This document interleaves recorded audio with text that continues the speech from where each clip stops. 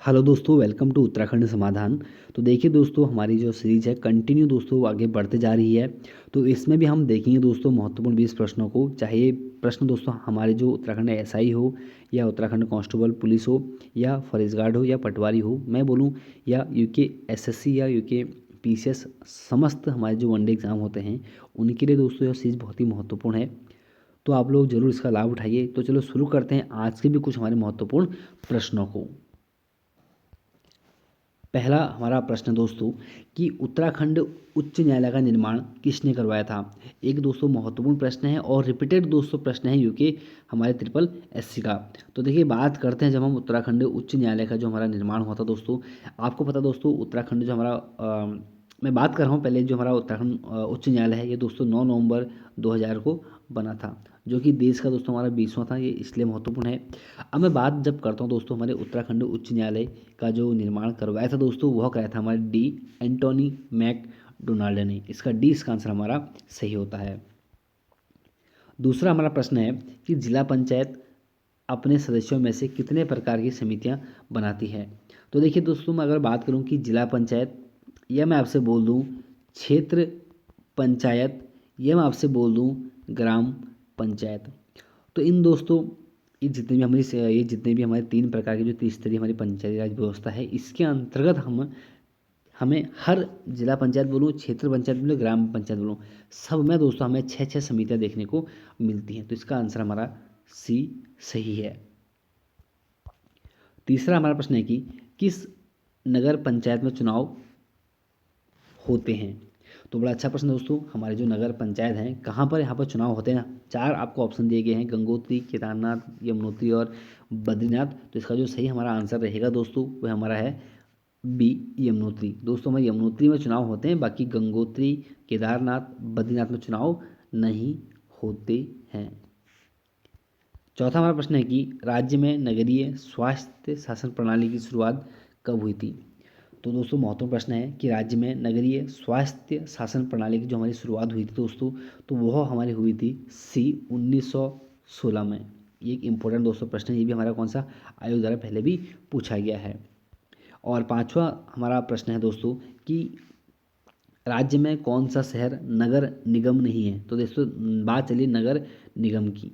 तो नगर निगम दोस्तों हमारे उत्तराखंड में 8 थे, लेकिन अब एक हमारा श्रीनगर और बढ़ चुका है। तो हमारे कितने हो गए, हमारे टोटल 9 हो गए हैं। तो जब मैं बात करता हूँ तो 9 कौन कौन से आपको याद होनी चाहिए दोस्तों। हमारा सबसे महत्वपूर्ण, तो इसका जो हमारा आंसर है पहले वह है दोस्तों हमारा बी, कालागढ़ नहीं है, क्योंकि कालागढ़ नहीं है, कोटद्वार है। ध्यान देना आप लोग, हमारा कोटद्वार है।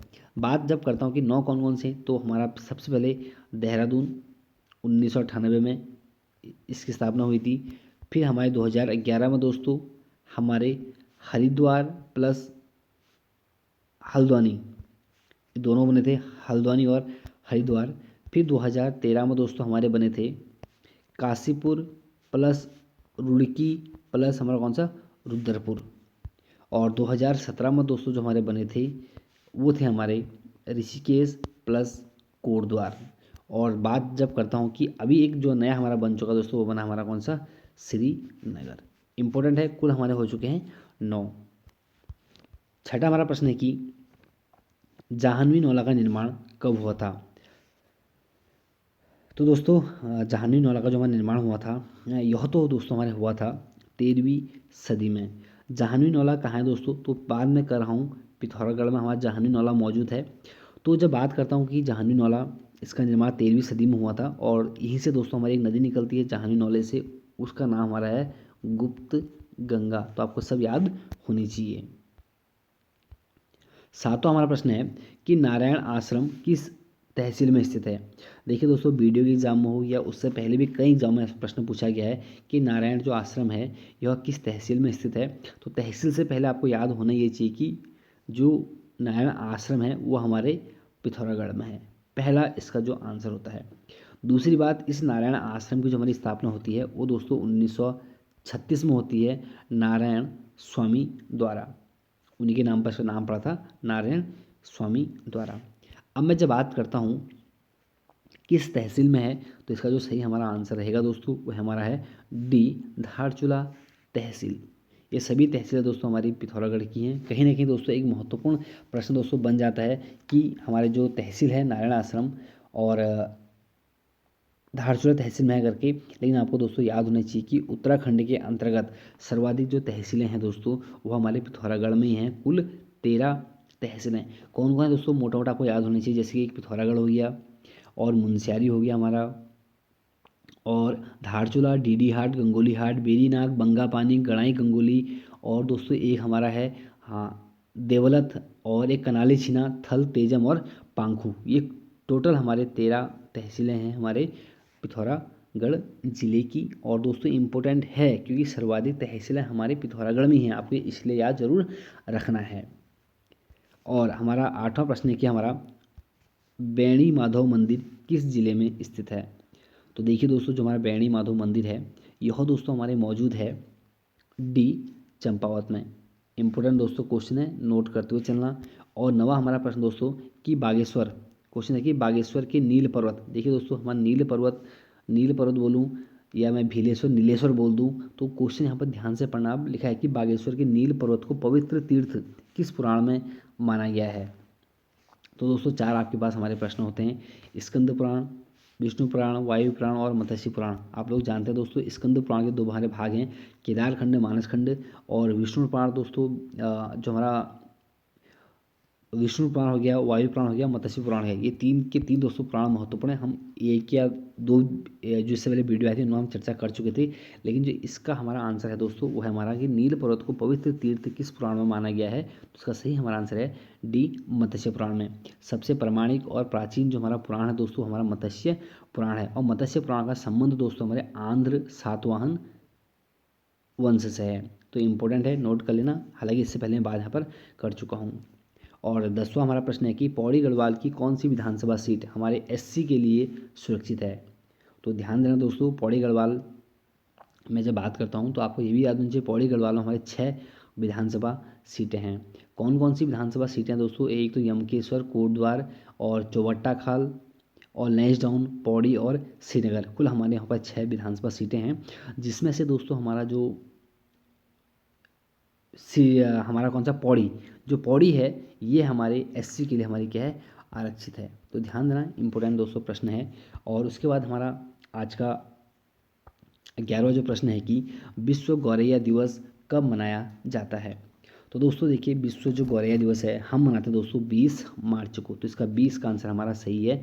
लेकिन दोस्तों आपको याद होना चाहिए कि 15 मार्च को हम कौन सा दिवस मनाते हैं। तो 15 मार्च को दोस्तों हम मनाते हैं विश्व उपभोक्ता दिवस। अब दोस्तों आप लोगों ने कमेंट नहीं करना है कि राष्ट्रीय उपभोक्ता दिवस कब मनाते हैं। देखिए दोस्तों जो भी लोग ईमानदारी से देखते हैं, मैं तो आपसे दोस्तों ये भी नहीं कह रहा हूँ कि ज़बरदस्ती वीडियो लाइक करो शेयर करो, आपकी इच्छा है तो आप लोग सहयोग करें, नहीं है तो कोई बड़ी बात नहीं, लेकिन आपका भला होना चाहिए इसमें। तो आप लोग इतना जोर से दोस्तों मुझे ज़रूर बताएं कि जो राष्ट्रीय उपभोक्ता दिवस है ये कब मनाते हैं, और राष्ट्रीय उपभोक्ता दिवस मनाने की शुरुआत कब से हुई थी और क्यों हुई थी दोस्तों। अगर आपको याद है तो ज़रूर आप लोग एक बार कमेंट करें। तो मैं बात कर रहा हूँ कि दोस्तों 15 मार्च को विश्व उपभोक्ता दिवस, 20 मार्च को हम मनाते हैं विश्व गौरैया दिवस, और 20 मार्च को दोस्तों एक और हम मनाते हैं खुशहाली दिवस। खुशहाली दिवस इंपॉर्टेंट है। और दोस्तों 21 मार्च को दोस्तों हम मनाते हैं विश्व कविता दिवस, विश्व वानिकी दिवस। दोस्तों अपने आप में बहुत ही ज़्यादा हमारा महत्वपूर्ण एक प्रश्न बनता है। और दोस्तों हम 23 मार्च को दोस्तों हम मनाते हैं भगत सिंह सुखदेव राजगुरु शहीद दिवस। इसके अलावा दोस्तों हम मनाते हैं विश्व मौसम विज्ञान दिवस। होने पर दोस्तों हमारा जो 22 मार्च है ये भी बहुत महत्वपूर्ण है क्योंकि हम मनाते हैं दिन जल दिवस। और अपने यहाँ में दोस्तों कहीं ना कहीं मार्च के भी दिवस महत्वपूर्ण है, आप लोग नोट करते हुए चलना। जिसको याद नहीं है दोस्तों एक बार जरूर मार्च के दिवस एक बार पढ़ लें। और उसके बाद दोस्तों हमारा प्रश्न अगला ये है कि हमारा खड़ी बोली का सबसे प्रसिद्ध महाकाव्य कौन सा है। तो दोस्तों खड़ी बोली का जो सबसे बड़ा हमारा महाकाव्य है दोस्तों वह दोस्तों हमारा होता है कामायनी। इसका डी इसका आंसर हमारा सही है। और कामायनी दोस्तों किसकी रचना है आपको पता भी होगा दोस्तों, आप लोग वाकिफ भी हैं, यह दोस्तों हमारी रचना है जयशंकर प्रसाद की। दोस्तों जयशंकर प्रसाद की बात करूँ मोटा मोटा तो जयशंकर प्रसाद का जन्म हुआ था 30 जनवरी हमारे 1889 को हुआ था हमारे वाराणसी में। और दोस्तों हमारे जयशंकर प्रसाद एक हमारे छायावादी कवि रह चुके हैं, आपको पता है। और जयशंकर प्रसाद के दोस्तों बहुत सारी काव्य रचना है, जैसे कानन कुसुम, महाराणा का महत्व, झरना, आंसू, लहर, कामायनी और प्रेम प्रतीक। तो ध्यान देना दोस्तों, एग्जाम में आता ना कि क्या है, तो डायरेक्ट बनता है कि कामायनी क्या है, तो दोस्तों काव्य है, लेकिन हम इसको महाकाव्य के संज्ञा इसको हम देते हैं, जो कि हमारी खड़ी बोली की सबसे अधिक या सर्वश्रेष्ठ रचना है। और दोस्तों इनकी कुछ महत्वपूर्ण कहानियाँ भी हैं या इनके उपन्यास भी हैं। उपन्यास की मैं बात करूँ तो कंकाल, तितली और इरावती। और कुछ इनके नाटक भी हैं दोस्तों में जयशंकर प्रसाद के, जैसे स्कंदगुप्त, चंद्रगुप्त, ध्रुव स्वामिनी, राज्यश्री, कामना, एक घूंट, एकांकी, सॉरी, जो हमारा एक घूंट है वो एकांकी है, हाँ, याद आ गया मेरे को, एकांकी है वो। बाकी कभी कभी इसको हम नाटकों में भी गिन लेते हैं। और इनके कुछ महत्वपूर्ण कहानियाँ हैं, छाया, प्रतिध्वनि, आकाशद्वीप, आंधी, इंद्रजाल, बहुत कुछ है दोस्तों। अगर मैं आपसे कहूँ ना, अगर कहने आपको बैठ जाए तो लिखने के लिए और पढ़ने के लिए दोस्तों बहुत कुछ है। तो अगला हम 13वें प्रश्न की बात करते हैं आज। 21वीं सदी का विश्व हिंदी सम्मेलन कहाँ हुआ था? तो देखिए दोस्तों, 21वीं सदी का जो विश्व हिंदी सम्मेलन दोस्तों हुआ था, वह हमारे विश्व का 7वां विश्व हिंदी सम्मेलन था, जो कि हमारे 6 से लेकर 9 जून 2003 में हुआ था। तो आपको पहले ये भी ध्यान देना है कि 21वीं सदी का जो हमारा पहला विश्व हिंदी सम्मेलन है वो कब हुआ था, तो हमारे वो हुआ था 2003 में। कहाँ हुआ था दोस्तों, ये बहुत महत्वपूर्ण था। तो पारा मारिबो, यह दोस्तों हमारा है सुरी नाम में। तो कहीं ना कहीं दोस्तों अपने आप में बहुत महत्वपूर्ण है। और इस सम्मेलन का दोस्तों हमारा विषय था विश्व हिंदी नई शताब्दी की चुनौतियाँ। और दोस्तों देखिए, आपको याद भी होना चाहिए कि विश्व का जो हमारा पहला विश्व हिंदी सम्मेलन था वह दोस्तों में 10 से लेकर 14 जनवरी 1975 में हमारे हुआ था नागपुर, भारत में। और इसके साथ दोस्तों आपको ये भी ध्यान देना है कि भारत अभी वर्तमान तक हमारे 3 बार विश्व हिंदी सम्मेलन का आयोजन कर चुका है। और भारत के साथ साथ दोस्तों हमारा जो पोर्ट लुइस है, ये भी हमारे 3 बार विश्व हिंदी सम्मेलन का आयोजन कर चुका है। और दोस्तों हाँ, कुछ महत्वपूर्ण बातें देखिए, जैसे न्यूयॉर्क दोस्तों मैं बात करता हूँ अमेरिका की, तो अमेरिका दोस्तों 2007 में हमारे विश्व हिंदी सम्मेलन का आयोजन कर चुका है। और जोहान्सबर्ग दोस्तों हमारे 2000 आई थिंक 12 में, हाँ 2012 में ही यह हमारा भी विश्व हिंदी सम्मेलन का आयोजन कर चुका है। और हमने पारा मारा भी, तो पारा मारी वो बोल दिया है कि 21वीं सदी में बोलूँ 2003 में हमारा ये यहाँ भी हो चुका है। और पोर्ट विश्व दोस्तों 3 बार हमारा कर चुका है विश्व हिंदी सम्मेलनों का आयोजन। और 14वां हमारा प्रश्न दोस्तों कि भारत में स्वतंत्रता प्राप्ति की पश्चात हड़प्पा संस्कृति के सर्वाधिक स्थल किस राज्य में खोजे गए हैं? तो अपने आप में दोस्तों एक इम्पोर्टेंट क्वेश्चन है, क्योंकि एग्जाम में कभी भी बन सकता है। तो इसका जो सही हमारा आंसर है दोस्तों वो हमारा है डी, गुजरात। और यहीं पर दोस्तों अगर मैं बात करता आपसे कि भारत में सबसे बड़ा स्थल जो खोजा गया है दोस्तों, वो हमारा कहाँ है, तो दोस्तों वो ध्यान देना, वो हमारा है राखी गढ़ी। भारत में सबसे बड़ा जो शहर खोजा गया है हमारे हड़प्पा सभ्यता का, वह दोस्तों राखी गढ़ी है, जो कि घग्गर नदी के हमारे तट पर है। और वह दोस्तों हमारा होता है राखी गढ़ी, हमारा कहाँ पर, हरियाणा में। और दोस्तों अगर मैं कहने पर तो दोस्तों बहुत कुछ है, वही वहाँ पर बात आती है ना कि कहने को दोस्तों पढ़ने के लिए बहुत कुछ है, लेकिन अभी कुछ ही हम टॉपिक को पढ़ते हैं, बाकी बात करते रहेंगे। और अगला हमारा प्रश्न है कि 15वां प्रश्न कि भारतीय अर्थव्यवस्था, क्वेश्चन दो, भारतीय अर्थव्यवस्था के सकल राष्ट्रीय उत्पाद में सबसे अधिक योगदान किस क्षेत्र का है? तो दोस्तों बात हो रही है कि जो हमारी भारतीय अर्थव्यवस्था है ना, उसमें जो राष्ट्रीय सकल उत्पाद में सबसे अधिक योगदान है दोस्तों, वह हमारा है तृतीयक क्षेत्र का। इसका सही आंसर होता है हमारा कौन सा, सी, तृतीयक क्षेत्र। अब दोस्तों तृतीयक क्षेत्र को हम एक लाइन में बोल देते हैं सेवा क्षेत्र। कहीं ना कहीं दोस्तों अपने आप में बहुत ही महत्वपूर्ण प्रश्न है कि तृतीयक क्षेत्र क्या, तृतीयक क्षेत्र को हम क्या बोलते हैं, सेवा क्षेत्र बोलते हैं। और दोस्तों बाकी प्राथमिक क्षेत्र, आपको पता है कि प्राथमिक क्षेत्र में हमारा जो कृषि, पशुपालन, मत्स्य पालन और खनन से संबंधित हमारे बहुत सारी चीज़ें आती हैं। और द्वितीय क्षेत्र में दोस्तों हम बोल सकते हैं औद्योगिक क्षेत्र, या मैं बोल दूँ दोस्तों सेवा क्षेत्र बोल सकता हूँ मैं तृतीय क्षेत्र को, औद्योगिक क्षेत्र बोल सकता हूँ मैं द्वितीय क्षेत्र को। और दोस्तों अगर कोई मौसम पर हमारा आधारित है तो वो दोस्तों हमारा है प्राथमिक क्षेत्र। और 16वां हमारा प्रश्न है कि पहली बार राज्य अर्थव्यवस्था का सिद्धांत किस जर्मन दार्शनिक ने दिया था? तो इम्पोर्टेंट है दोस्तों कि पहली बार राज्य अर्थव्यवस्था का जो सिद्धांत है वो किस जर्मन हमारे दार्शनिक ने दिया था? तो इसका जो सही हमारा आंसर रहेगा दोस्तों वो हमारा है सी, कार्ल मार्क्स। और दोस्तों कार्ल मार्क्स की महत्वपूर्ण एक पुस्तक है दोस्तों दास कैपिटल। एग्जाम में दोस्तों बहुत बार पूछी गई है दास कैपिटल किसकी रचना है, तो वो हमारी है कार्ल मार्क्स की। और दोस्तों एडम स्मिथ ने भी दोस्तों हमारा बहुत महत्वपूर्ण एक एक इनकी रचना है द वेल्थ ऑफ नेशंस, जो कि दोस्तों ने 1776 में उन्होंने प्रकाशित की थी, और जो कि पूंजीवादी अर्थव्यवस्था का उद्गम का एक स्रोत है। ध्यान देना, एडम स्मिथ की जो पुस्तक हमारी द वेल्थ ऑफ नेशंस, वो दोस्तों हमारी पूंजीवादी अर्थव्यवस्था के उद्गम का एक महत्वपूर्ण स्रोत माना जाता है। बाकी दोस्तों हेरोडोटस कौन थे आपको बता दो, इतिहास का पिता बोलते हैं हेरोडोटस को। और 17वां हमारा प्रश्न दोस्तों बहुत ही महत्वपूर्ण अपने आप में, 17वां प्रश्न हमारा बनता है कि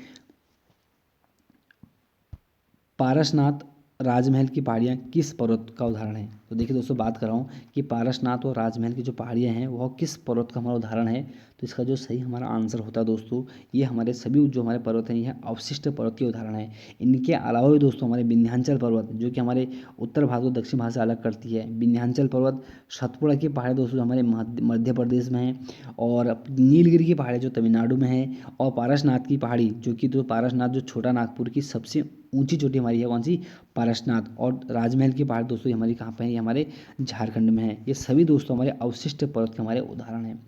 अब दोस्तों आप बोलोगे अवशिष्ट पर्वत क्या होते हैं, तो दोस्तों आपको मैं बोलूँगा कि अवशिष्ट पर्वत ऐसे पर्वत होते हैं, ऐसे चट्टान, ऐसे ये पर्वत हमारे चट्टानों के अपरदन से बनते हैं। अगर मैं आपसे एक लाइन में कहूँ, जो हमारे अवशिष्ट पर्वत होते हैं ये पर्वत हमारे चट्टानों के अपरदन के फलस्वरूप निर्मित होते हैं, इन्हें हम बोलते हैं अवशिष्ट पर्वत।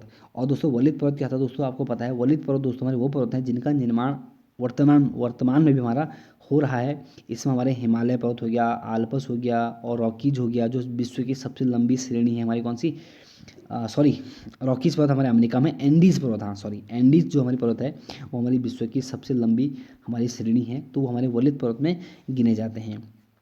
अब दोस्तों जो सिंचित पर्वत भी हमारे होते हैं, सिंचित पर्वत हो गए और ब्लॉक पर्वत हो गए, सभी हमारे बहुत सारी चीज़ें हैं, कभी बात हम आराम से करेंगे। 18वां हमारा प्रश्न है कि सबसे अधिक भूकंप की विनाशकारी तरंग कौन सी हैं। देखिए दोस्तों भूकंप की हमारे 3 तरह की हमें तरंगें होती हैं, कौन कौन सी, पी तरंगें, एस तरंगें और एल तरंगें। तो दोस्तों ध्यान देना, जो सबसे अधिक जो हमारी विनाशकारी जो हमारी भूकंप की तरंगें होती हैं दोस्तों, वो होती है हमारी कौन सी, एल तरंगें। इसका सी इसका आंसर हमारा सही है। और दोस्तों इन भूकंपों के तरंगों के अध्ययन को दोस्तों हम बोलते हैं सिस्मोलॉजी, ठीक है, ध्यान देना सिस्मोलॉजी कहते हैं। और यहीं पर क्वेश्चन बनता है कि भूकंप के अध्ययन को क्या कहते हैं, तो आप बोलोगे सिस्मोलॉजी, सॉरी दोस्तों मैं गलत बोल दिया, जो तरंगों का अध्ययन होता है वो दोस्त सिस्मोग्राफ कहलाता है, सॉरी सॉरी माफी चाहता हूँ,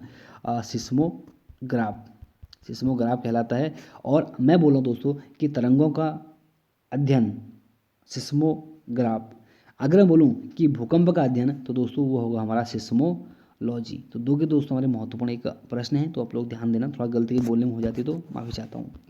और हमारा 19वां प्रश्न है कि दोस्तों कि कलकत्ता और आगरा के बीच पहली बार हमारे तार से संचालित पहली बार हमारे तार सेवा कब शुरू होती है। अगर मैं आपसे लाइन बोलूँ कि कोलकाता और आगरा के बीच पहली बार बिजली से संचालित तार सेवा कब शुरू हुई थी, इसका आपको जवाब देना है दोस्तों। इसका सही हमारा आंसर है सी 1953। तो दोस्तों ये बात होती है हमारे डलहौजी के समय। और डलहौजी के समय दोस्तों पहली बार हमारे भारत में रेल चलती है, आपको पता है 16 अप्रैल 1953, थोड़ा सा भूल गया था मैं, तो 16 अप्रैल 1953 को बम्बई से थाने के बीच चलती, जो हमारी कितनी थी, हमारी मात्र 34 किलोमीटर थी। और दोस्तों बाकी बात करें डलहौजी, तो डलहौजी दोस्तों अपने आप में महत्वपूर्ण एक हमारे गवर्नर थे, क्योंकि इनके समय पर दोस्तों इनाम कमीशन की स्थापना हुई थी, और हमारे वुड डिस्पैच जो कि हमें शिक्षा संबंधी से था वो हुआ था, और हड़प नीति दोस्तों हमारे इनके समय में शुरू हुई थी, और हमारे नया जो पोस्ट ऑफिस एक्ट था इनके समय हुआ था, पीडब्ल्यूडी की स्थापना इनके समय हुई थी, लोक सेवा विभाग की स्थापना इनके समय हुई थी, और बहुत भी कुछ हमारे इनके बारे में है डलहौजी के बारे में। और हमारा आज का 20वां अंतिम प्रश्न दोस्तों कि सिंधु घाटी सभ्यता को कौन से काल में रखा जाता है। तो इसका जो सही हमारा आंसर है दोस्तों वो है हमारा बी, आद्य ऐतिहासिक काल में। और दोस्तों इसको हम बोलते हैं कांस्य युगीन भी हम इसको बोलते हैं। और जब बात करें दोस्तों कि प्रागैतिहासिक काल, आपको पता है वह काल जिसमें हमें कुछ भी नहीं पता होता है। और आद्य ऐतिहासिक काल दोस्तों वो काल होते हैं जहाँ पर हमें साक्ष्य तो होते हैं, उनको पढ़ नहीं सकते हैं। तो वही चीज़ें देखो, सिंधु घाटी सभ्यता हम पे आज साक्ष्य मौजूद हैं, लेकिन क्या लिखा है, क्या लिखा है, कैसे लिखा है, हमें कुछ पता नहीं है। तो इसीलिए हम बोलते हैं कि सिंधु घाटी की जो लिपि है क्या थी, हमारी भाव चित्रात्मक थी। तो दोस्तों ये थे हमारे 20 प्रश्न। बाकी जो मैंने आपसे बोला दोस्तों, कमेंट करने के लिए आप लोग जरूर कमेंट करें कि राष्ट्रीय हमारा उपभोक्ता दिवस कब मनाया जाता है और क्यों मनाया जाता है, कब से मनाया जाता है। तो दोस्तों मिलते हैं एक नेक्स्ट वीडियो में। जय हिंद, जय भारत।